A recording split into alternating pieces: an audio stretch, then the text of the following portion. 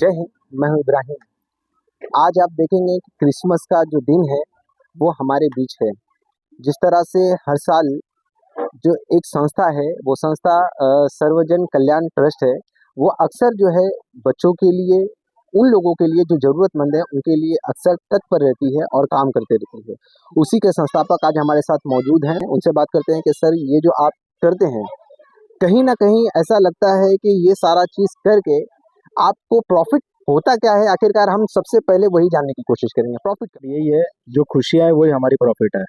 जो बच्चे, जो उनकी ज़रूरतमंद की जो चीज़ें हैं वो जब उनको मिल जाती है तो उससे हमारा दिल भर जाता है, वही हमारे लिए सबसे बड़ा प्रॉफिट है। जिस तरह से आज के वक्त में सरकारें बहुत सारी स्कीमें बच्चों के लिए लाती है, बहुत सारी सुविधाएं हैं, वो सिर्फ और सिर्फ एक कहीं ना कहीं हम एडवर्टाइजमेंट में देखते हैं, पेपर्स में देखते हैं, पर ज़मीनी स्तर पे आज भी जो है वो बच्चे उसी तरह से शिक्षा में पीछे ही हैं कहीं ना कहीं। तो उसमें आप जैसे लोग जो है उन्हें कंपोज देना, उनको बुक्स देना, उनको नोट्स देना, बहुत सारी चीज़ें दे करके उनको एजुकेट के अंदर में और ज़्यादा मतलब इम्प्रेस करना कि आप पढ़ो तो बढ़ोगे। तो ये सारी चीज़ें आप क्यों कर रहे हो? वो तो सरकार का काम है। देखो कैसा है कि आजकल बच्चे जो हैं पढ़ाई को छोड़ के अलग ट्रैक पे बहुत जा रहे हैं।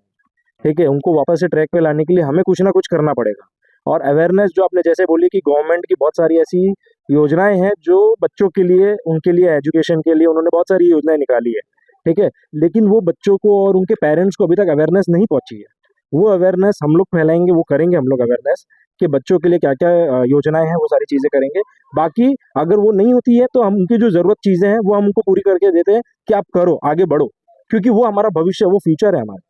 जिस तरह से पिछले साल यहाँ पर जो बच्चे थे वो काफ़ी कम थे, इस साल बच्चे कितने हैं वो मैं आपसे जानना चाहता हूँ। लास्ट टाइम हमारे पास 20 से 25 बच्चे थे सर के क्लासेस में। इस बार 150 बच्चे हैं। सर की क्लासेस के अंदर में जो है वो 150 बच्चे हैं। कहीं न कहीं जो एजुकेशन है, जो इनका पढ़ाने का तरीका होगा वो अच्छा होगा, इसके लिए जो ग्रोथ हमें देखने को मिली है। और वही जो है इन्होंने जो जिस तरह से काम किया है, बच्चे और भी ज़्यादा इंटरेस्टेड होते हैं कि साल में कुछ ना कुछ जो है यहाँ पे गेट टुगेदर ये करते रहते हैं। अभी कुछ ही दिनों के अंदर में यहाँ पर जो एक हल्दी कुमकुम का प्रोग्राम रखा गया है, उसमें भी ये शामिल रहेंगे, वो भी आपको देखने को जल्दी ही मिल जाएगा। मेरा आपसे एक और सवाल है कि सर, जिस तरह से आज आप कर रहे हैं, ये काम तो एक पॉलिटिकल लेवल का इंसान का काम है। आप एक पॉलिटिक्स में ना होकर के आप इतना काम कर रहे हैं, तो पॉलिटिक्स में आने के बाद आप कितना काम करेंगे? अब देखिए वो बात तो अलग है, पॉलिटिक्स और ये देखिए, मैं समाज की सेवा करने के लिए आया हूँ तो समाज की सेवा जरूर मैं करना चाहूँगा। अगर मैं पॉलिटिक्स में होता या आता तो उसमें भी मेरे को कमाना कुछ नहीं है, मैं रहता तो मैं समाज की सेवा ही करता मैं उसमें भी। और इसमें जो मेरे को यहाँ तो मेरे को अकेला करने मिल रहा है, उसमें मेरे पास लोग होते तो उससे मेरे को बूस्टअप मिलता, तो उसमें और मैं करता लोगों की सेवा। चलिए, अगर कोई राजनीतिक दल देख रहा होगा तो मुझे ऐसा लगता है कि इनको जल्दी हाईजैक कर लेना चाहिए और जो है इनसे अपनी पार्टी का नाम साफ सुथरा हम बनवा सकते हैं, क्योंकि ऐसे लोग अगर रहेंगे। यही सुकू महाराज जी हैं, ये ढाचकुलपाड़ा के माने जाने, ये महाराज नाम से फेमस है यहाँ पर, बहुत ज़्यादा काम करते रहते हैं। तो कैसा लगता है कि जो आज की राजनीतिक पार्टी है वो दूर दूर तक का ऐसे काम में हिस्सा नहीं लेती है और ऐसी जो संस्था है, नौ एनजीओ है, वो सारी चीज़ें काम कर रही है। देखिए, पार्टी जो होती है, पार्टी कोई काम करे न करे, जो कि एनजीओ जो होती है वो लोगों के भलाई की काम करती है, बच्चों के भविष्य के उज्जवल हो ये सोचते रहती है। बच्चे कैसे खुशी होंगे, वो काम ला ला करके वहाँ पे उनको कुछ देना है, कुछ बांटना है, इसके लिए एनजीओ करते रहता है। अगर ये भविष्य में पॉलिटिकल पार्टी पे आ जाते हैं तो आप किस नज़रिए से इन्हें देख रहे हैं? देखिए, अगर ये पार्टी में आएंगे तो इनका पहले से सुंदर भाव है और यही भाव उनका पार्टी में आने के बाद भी यही बना रहेगा। जैसे आप हमें जानते हो, मैं पार्टी में रहूं कहीं भी रहूं, भाव का है। तो जैसे जो भाव बना के रहता है उसी भाव में पार्टी में रहेंगे तो भी यही काम करेंगे, अच्छा ही काम करेंगे, नहीं काम करेंगे। ये जहाँ रहेंगे ऐसे इंसान जहाँ पर रहेंगे, चाहे पार्टी में हो, चाहे गुरुद्वारे में हो, चाहे मंदिर में हो, जहाँ बोलेंगे तहाँ हम इनके लिए सहयोग के लिए। जैसे आज पहले साल में 20 बच्चे थे, आज 150 बच्चे हो गए, 150 के साथ में इनके 150 माता पिता हो गए, 150 300 हो गए।